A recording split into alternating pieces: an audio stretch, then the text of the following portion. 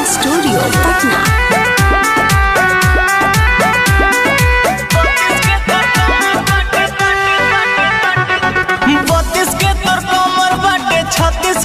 छाती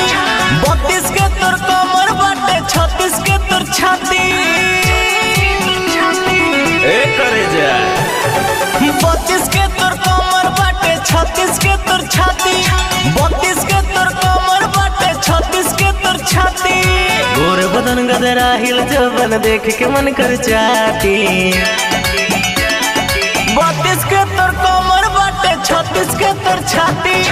32 के तोर कमर बाटे 36 के तोर छाती रे सवारा की रे सवारा की रे सवारा की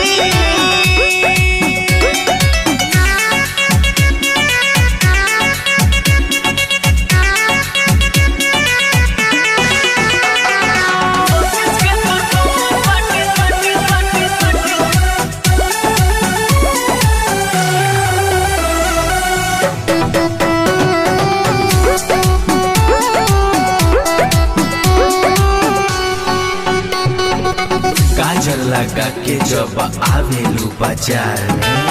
लाखों लोग पागल होला तोरा रे प्यार में ढोरी में अपना तेल ढारता रे चलत रहिया में आँख मारता रे का हो घर ही से सीख के आइल बड़ू का काजल लगा के जब आवेले बाजार में लाखों लोग पागल होला तोरा रे प्यार में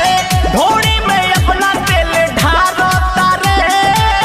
चलत रहिया में आँख मारता रे ओठ से ओठ सटाव तनी देना हम काटे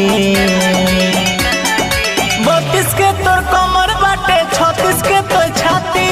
32 के तोर कमर बाटे 36 के तोर छाती रे सवारा की रे सवारा की रे सवारा की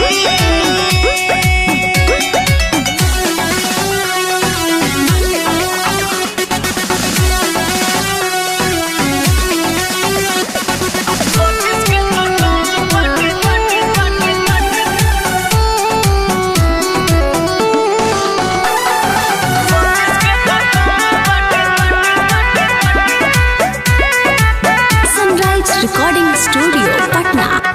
बॉडी बनौले बाड़े ते तो अकेले आके विटामिन तनी हमरो से ले ले संदीप तिवारी से ते होख ना नाराज रे पाजा में धरे देना हम के ते आज रे बॉडी बनौले बाड़े ते तो अकेले आके विटामिन तनी हमरो से ले ले संदीप तिवारी से ते होख ना नाराज रे धरे दे पाजा तनी हम के ते आज रे लालू मिश्र से भले आज ले लेते हूँ पार्टी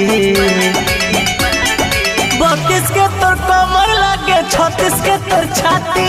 32 के तोर कमर लागे 36 के तोर छाती रे सवारा की रे सवारा की रे सवारा की सनराइज रिकॉर्डिंग स्टूडियो पटना।